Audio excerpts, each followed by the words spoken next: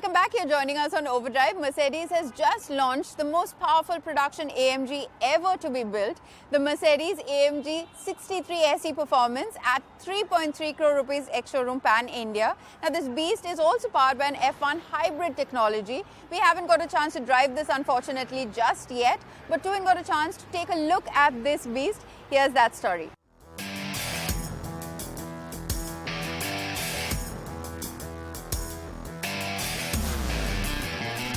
When you think of a car that can do 0 to 100 kilometers an hour in 2.9 seconds, you're probably thinking of something low-slung, mid-engined, and probably even fully electric.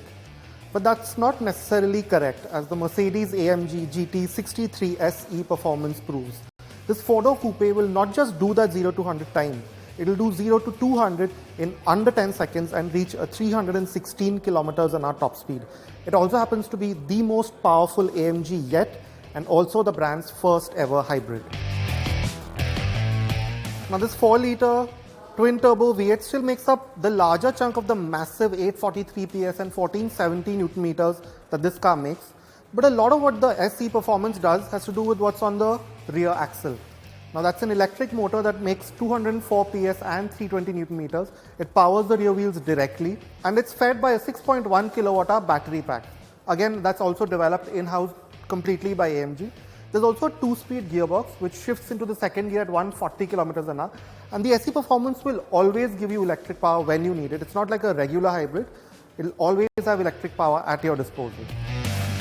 The 6.1 kilowatt-hour battery pack gives you 12 kilometers of EV-only range and has been developed with inputs from AMG's F1 operation. It can charge and discharge rapidly because of this, and there's constant assistance up to 3000 RPM. And then past that, you have on-demand EV power via the kick-down function. There's also an LSD that manages all of this power, which can also be sent to the front wheels as needed. You also get AMG-specific air suspension, rear-wheel steering, and carbon ceramic brakes. So now with this more complex powertrain, there have been some changes made to the inside of the GT63 SE Performance. To start with, you get the new AMG steering wheel, the really nice looking one, although we don't really like these capacitive buttons. But what we do like are these rotary dials. They have these very bright screens now. And of course, the dials themselves, the instrument cluster, it's still the older style Mercedes one, not the latest one that you find.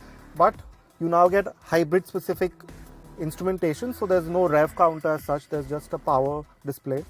And you also get, more importantly, an electric drive mode for that 12 kilometers of EV only range that this car has. And when you do go into electric mode, which we can't right now because the battery isn't fully charged, you also get 4 regen modes. Now aside from that, there's no exhaust mode as such because this is a hybrid. So what you get is these 2 sound modes, much like what you get in AMG's electric cars. So you have these 2 sound modes. Of course, this being the top tier GT, there is a massive list of features and options that you can choose from, some of which is this AMG Sports seats, all the carbon fiber that you see here, this dual pane panoramic sunroof, the soft closed doors. There's even a rear entertainment package, a small one with a lot of extra features, these yellow seat belts. So these broadly cover the long list of features that you do get with this car now. The AMG GT 4-door has been around a while, but the vast customization options and minor exterior enhancements still make this version stand out.